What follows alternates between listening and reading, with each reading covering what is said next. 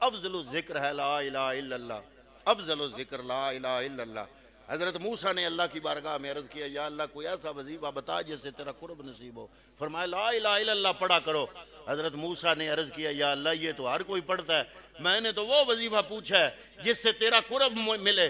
فرمایا کلیم اللہ 7 آسمان اور اس میں جو کچھ ہے وہ اگر ایک پلڑے میں رکھ دو اور دوسرے میں لا الہ الا اللہ رکھ دو تو لا الہ الا اللہ ساری کائنات سے بارہ ہے۔ تو یہ افضل الذکر ہے۔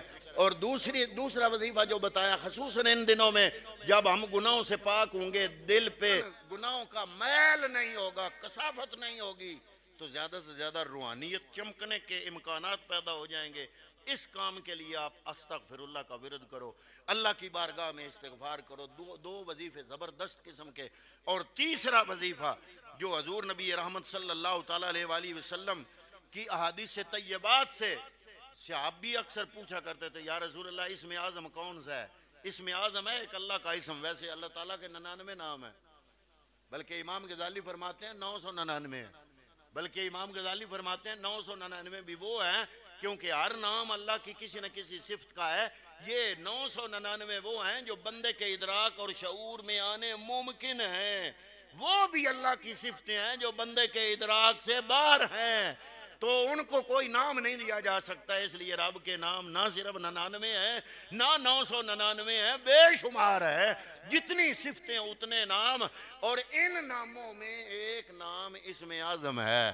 حضور فرماتے ہیں جو بندہ اسم اعظم پڑھ کے یا اس کے صدقے سے دعا کرے، رب کائنات اس کی دعا اپنی بارگاہ میں ضرور قبول فرماتا ہے۔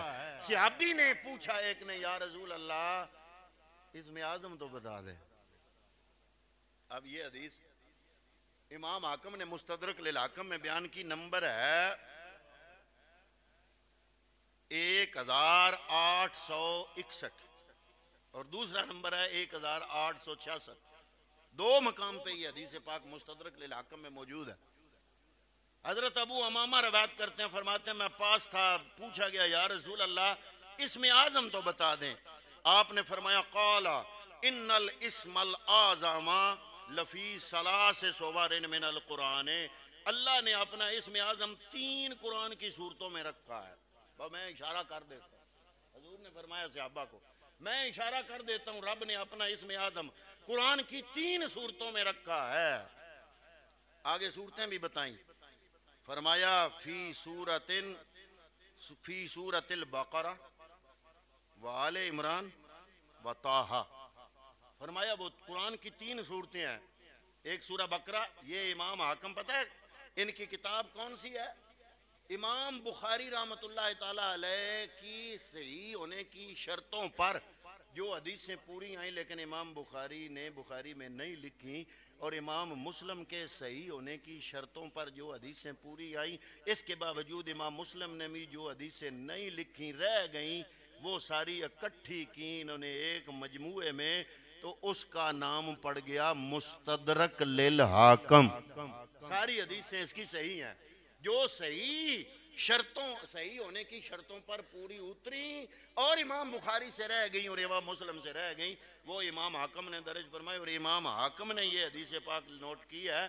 اور امام حضرت ابو امامہ حضور کے صحابی فرماتے ہیں کہ جب پیغمبر نے فرمایا کہ اللہ نے قرآن کی 3 صورتوں میں اسم اعظم رکھ دیا ہے، ایک بقرہ، ایک آل عمران، ایک طٰہٰ، آپ فرماتے ہیں پھر کیا ہوا فَالْتَمَسْتُهَا، میں لپٹ گیا ان 3 صورتوں سے، میں ڈھونڈوں کہ وہ راز کہاں ہے، تو میں ڈھونڈنے لگا، ایک ایک لفظ پہ غور کیا کہ لفظ تو وہی ہوگا نا جو بقرہ میں بھی ہے، آل عمران میں بھی ہے، طٰہٰ میں بھی ہے، ہوگا تو اس میں اللہ کا اسم ہی نا، وہ اللہ کا اسم جو بقرہ میں بھی ہو، آل عمران میں بھی ہو، طٰہٰ میں بھی ہو۔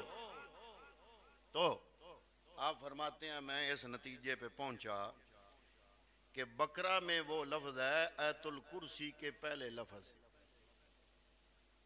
اور آل عمران میں پہلے ہی آ گیا دوسری آیت، فرمایا الف لام میم اللہ لا الہ الا هو الحی القیوم، اور سورہ طٰہٰ میں فرمایا الوجوہ للحی القیوم۔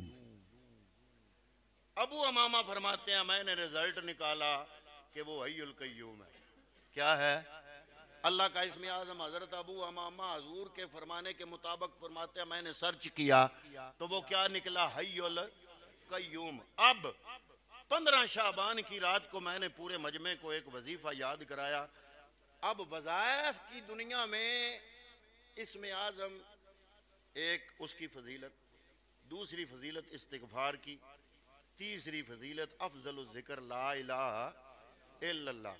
ایسا وظیفہ بتانے لگا ہوں جس میں افضل الذکر جن حدیثوں میں آیا کہ لا الہ الا اللہ ہے، اس کو ایک پلڑے میں رکھ دو ساری کائنات، دوسرے پلڑے میں رکھ دو لا الہ الا اللہ، پھر بھی بھاری ہے. اور دوسری حدیثوں میں آیا کہ استغفر اللہ بہت بڑا وظیفہ ہے. دو ہو گئے. تیسرا اسم اعظم. اب یہ تینوں آ گئے، اگر ایک جملے میں آ جائے تو وہ دعا مانگنی چاہیے یا نہیں مانگے؟ پھر ان دنوں میں اور پورے رمضان میں. تو اگر آپ پڑھنا چاہیں تو وہ جملہ میں پڑھنے لگا ہوں جس میں افضل الذکر بھی ہے، جس میں استغفار بھی ہے، جس میں اللہ کا اسم اعظم بھی ہے، تینوں ہیں. وہ کون سے ہیں؟ استغفر اللہ الذی لا الہ الا هو الحی القیوم واتوب الیہ. نچوڑے جملہ کہ ایدے وچ جتنیاں حدیثاں لا الہ الا اللہ دی فضیلت، جتنیاں حدیثاں استغفر اللہ دی فضیلت، جتنیاں حدیثاں حی القیوم دی فضیلت وچ، اے سارے وظیفے اکٹھے کریے تے ایک جملہ بن جاندا ہے. اور ایدے وچ اپنی نجات دا ذریعہ بھی ہے. اگر اس طریقے نال بندہ استغفار کرے، کئی گناہ بندے دے، کئی جو مصیبتاں تے تکلیفاں بندے تے جڑیاں ہوندیاں نا اپنے گناہاں دا نتیجہ ہوندیاں. اگر استغفار ورد ہوئے تے گناہ معاف ہو جان تے گناہاں دے بدلے جڑی پکڑ ہوندی ہے وہ پکڑاں بھی ختم ہو جاندیاں. تو گویا بندے دی دنیا، عاقبت، آخرت، برزخ ساریاں جہاناں تے اگر بندے نے خوش رہنا ہے تے او اپنا استغفار ایدی کثرت کرے.